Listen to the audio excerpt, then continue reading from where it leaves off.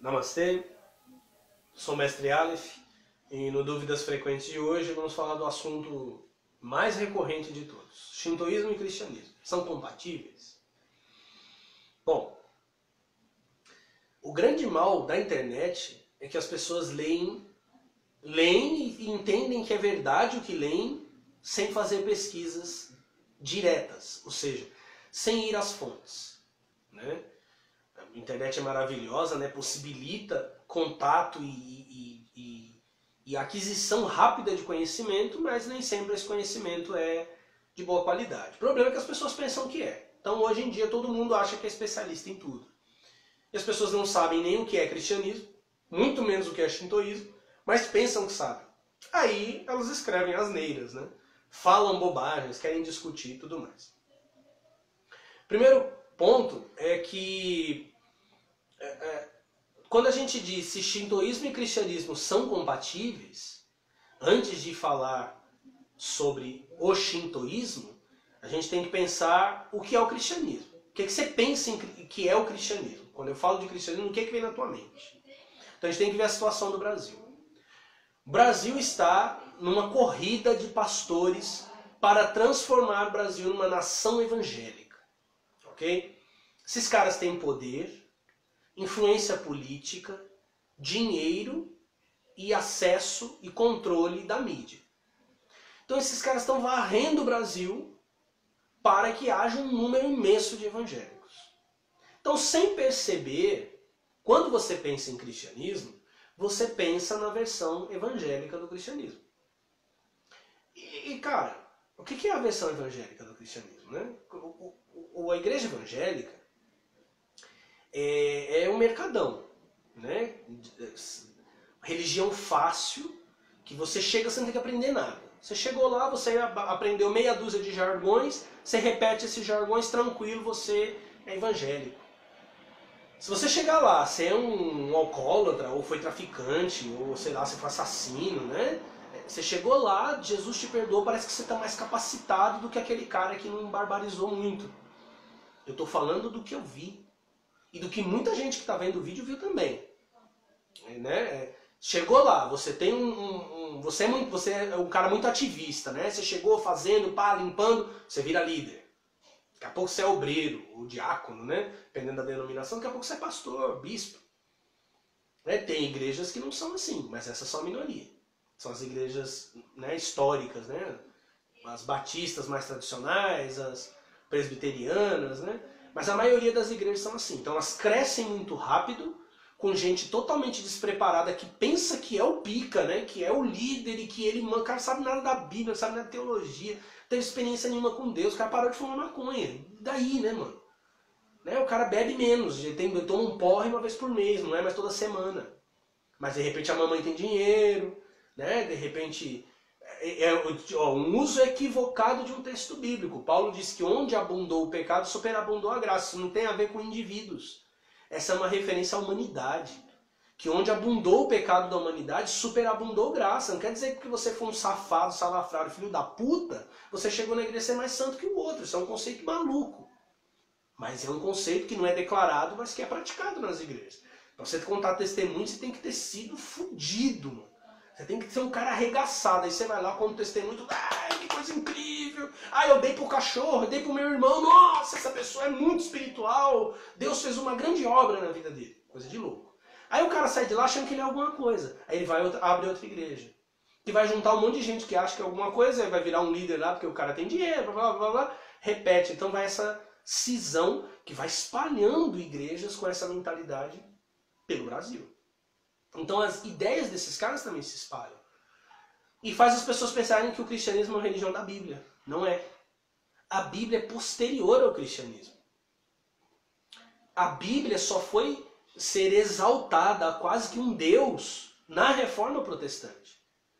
Até então, 1500 anos, a igreja respeitou a Bíblia, a igreja utilizou a Bíblia, os cristãos, os padres, os teólogos escreveram comentários sobre a Bíblia, mas a Bíblia não era o coração da igreja. A igreja era mais importante do que a Bíblia.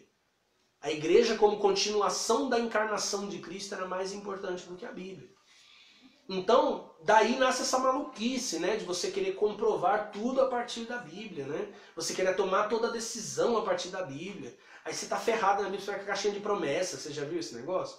Os pentecostais adoram, né? Eles piram nisso. Caixinha de promessas, você tira um versículo, só coisa boa.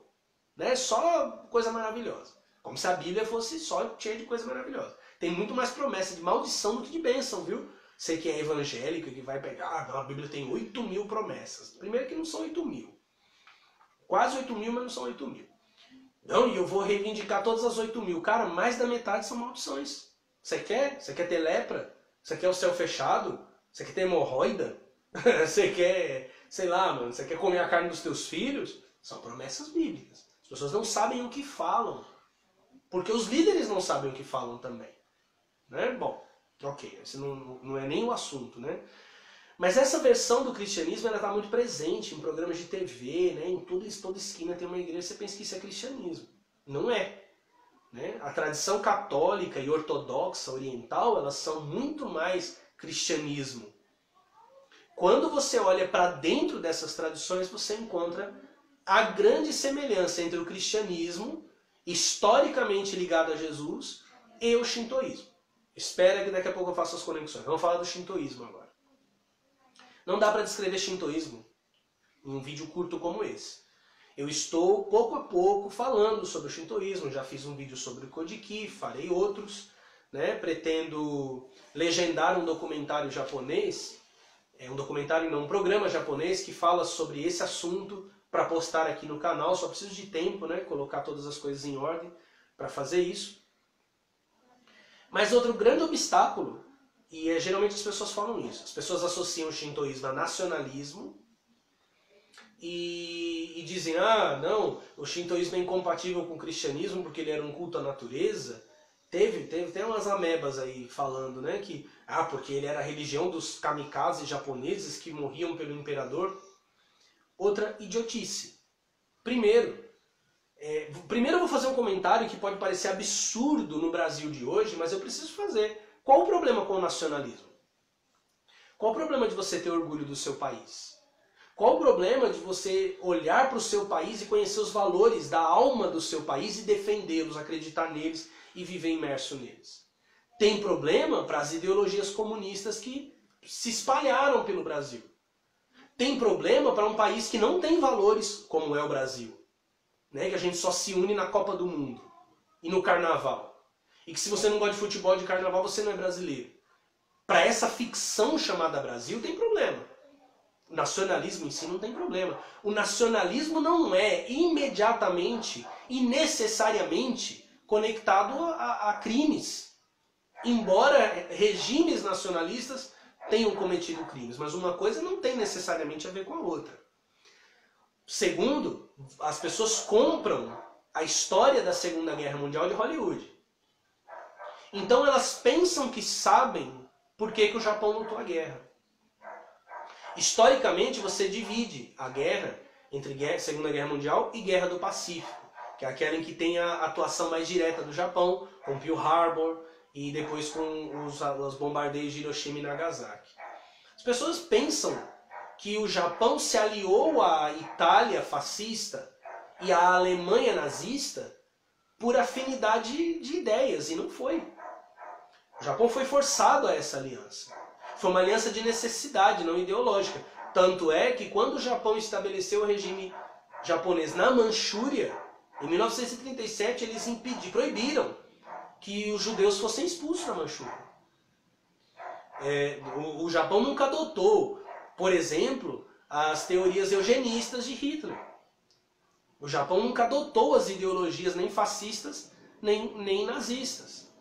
As razões do Japão para lutar na Segunda Guerra, e principalmente na Guerra do Pacífico, é porque o país estava sendo estrangulado. E porque o país estava sendo estrangulado, você tem que voltar no tempo. Para a guerra contra a China, para a guerra contra a Rússia. A Europa estava engolindo a Ásia. E o Japão vai para uma guerra para defender sua soberania. Mas era interesse, tanto dos Estados Unidos como das potências europeias, dominar a Ásia, fatiar o bolo do mundo. Quando o Japão contra-ataca, reage, tenta construir a esfera de coprosperidade na Ásia, né? Com as Filipinas, com a China, com a Coreia, isso é mal visto pelas potências europeias e pelos Estados Unidos. O que os Estados Unidos faz? O que sempre fez. O tal embargo, que nada mais é que uma sabotagem, né? Que uma pilantragem, uma guerra econômica. Eu estrangulo o país para que o país fique sem dinheiro, sem recursos. Que é o que os Estados Unidos fez com muitos países, inclusive com Cuba, por muito tempo. Eu excluo esse cara do comércio mundial. Aí o Japão reage. A opção que o Japão tem é Itália fascista e Alemanha nazista. Mas as pessoas não sabem disso. Nunca leram, assistiram Pearl Harbor, aquela porcaria de filme. Né? Assistiram aquele outro porcaria de filme chamado O Imperador. Né? Assistiram os documentários sionistas do History Channel e pensam que sabem alguma coisa. Quando eu falo em shintoísmo cristão, eu estou colocando Jesus na linhagem dos sacerdotes de Melquisedeque. Por que quando os Estados Unidos entra no Japão, a primeira atitude é tentar desmantelar o sistema de educação conectado ao shintoísmo? Porque esse sistema de educação tinha um sumo sacerdote, que era o imperador. E o imperador era Deus encarnado, assim como Jesus. E eles pretendem destruir essa imagem, enfraquecer essa imagem, tanto para enfraquecer a alma dos japoneses, como para poder levar os milhares de missionários que MacArthur levou para o Japão. Porque eles queriam evangelizar o Japão. Né? Evangelismo protestante. Pois bem. Então as pessoas ficam nesse copia e cola da internet pensando que sabem o que foi o Japão. Pensando que sabem o que é o Japão. Criam preconceitos e associam supostos crimes, né, o heroísmo dos pilotos kamikaze, porque eles não eram forçados aquilo. É fanatismo. Pô, cara, o cara tá defendendo a soberania do país dele.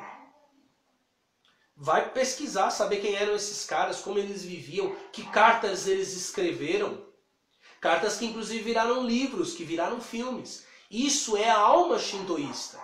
Como os cristãos do primeiro tempo sacrificavam suas vidas pelo seu ideal, assim os soldados japoneses da mesma forma. Inclusive, os alistados descendentes, Niseis alistados nos Estados Unidos, demonstravam o mesmo heroísmo. Mas pessoas que fazem esses comentários não sabem, por exemplo, que os japoneses moravam em São Paulo na Conde de Sarzedas, hoje é chamada Rua dos Evangélicos, e que eles foram obrigados a sair, eles foram arrancados das suas casas, sem terem feito nada. Que no Pará, as colônias japonesas no Pará foram transformadas em campos de concentração. Que houveram campos de concentração para japoneses nascidos nos Estados Unidos. Nos Estados Unidos. Eles não eram japoneses, eles eram descendentes. E eles foram postos em campos de concentração. A pessoa acredita na história do massacre de Nanquim.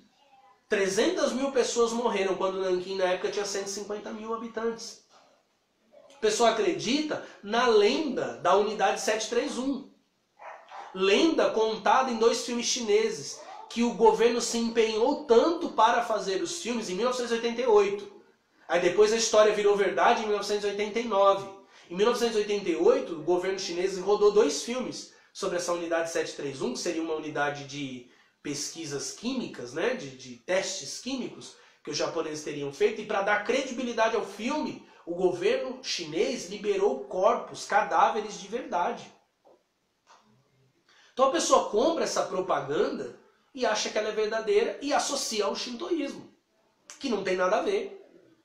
O shintoísmo tem o imperador como sumo sacerdote, assim como o catolicismo tem o papa como vigário de Cristo.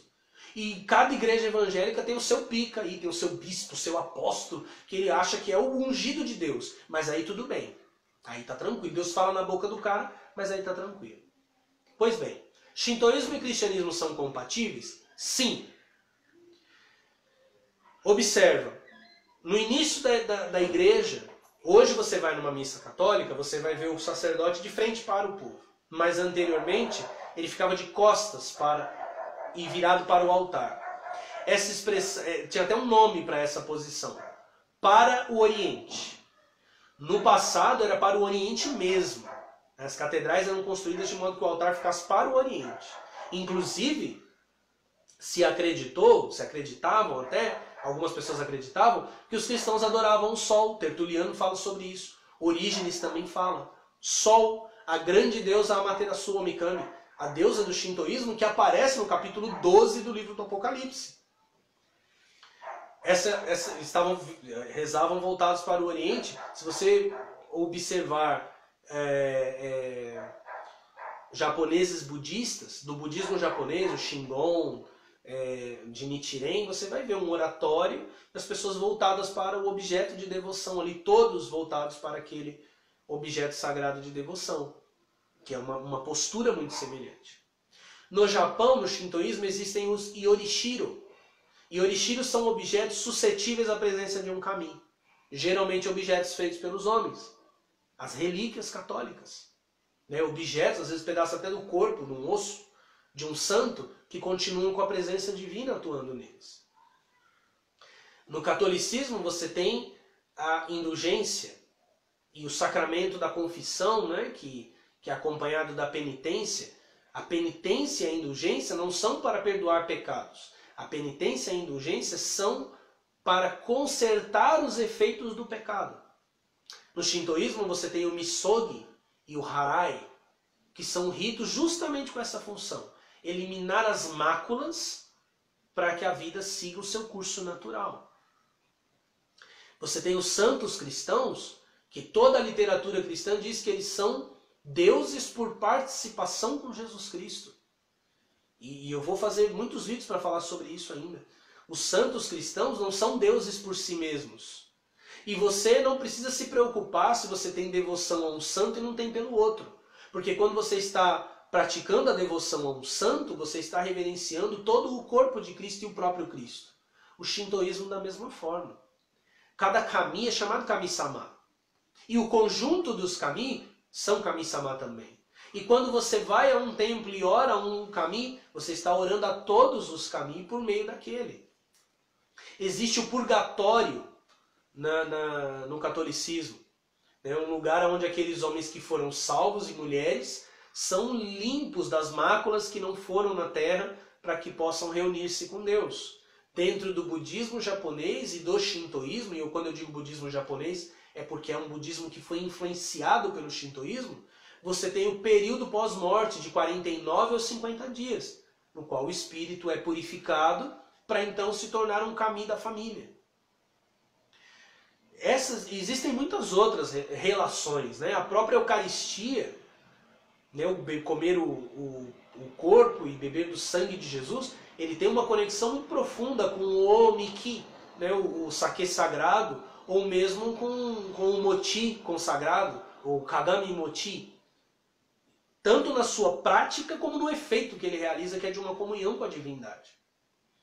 No meu livro, A História Oculta do Filho de Deus, ele é só uma introdução a esse assunto, eu destaco o porquê. Eu aponto uma possível origem para o Jesus histórico. E que esta origem explicará essas conexões. Você pode encontrar o livro na Saraiva, mas provavelmente você vai ter que encomendá-lo. Mas dá mais um tempinho, porque logo eu vou começar a vender o livro aqui pelo canal. Eu só estou me organizando para poder fazer isso. Ele é uma introdução ao assunto, eu ainda vou escrever outros para falar mais detalhadamente sobre isso, mas, respondendo a pergunta de uma vez por todas, né, juntando todas essas ideias. Shintoísmo e cristianismo são compatíveis? Se você pensa no cristianismo biblista, bibliólatra dos protestantes, não, são totalmente incompatíveis. Se você pensa no cristianismo histórico, que pode ser encontrado nas igrejas ortodoxas orientais e na igreja católica, são compatíveis, têm uma profunda relação e têm um mistério para revelar para todos nós. Então espero ter explicado, espero ter dado um pouco mais de luz sobre todos esses assuntos. Vou voltar a falar sobre shintoísmo, sobre Segunda Guerra, Guerra do Pacífico, né, sobre vários assuntos que provavelmente vão surgir a partir dessa fala, também sobre o catolicismo romano, e tentando mostrar o que é mais importante. Os nomes que damos para as religiões são nomes que damos às religiões. Acima delas tem uma verdade, uma revelação, transcendendo você, transcendendo a mim, e é com ela que a gente tem que se conectar. Ok? Então até o nosso próximo vídeo, até o próximo Dúvidas Frequentes. Fica de olho no canal, não esquece de curtir o vídeo. Se não se inscreveu, se inscreva. Chama amigo, gato, cachorro, tio, sobrinho, vovó. Se inscreve no canal, tem muita coisa boa chegando. Namastê.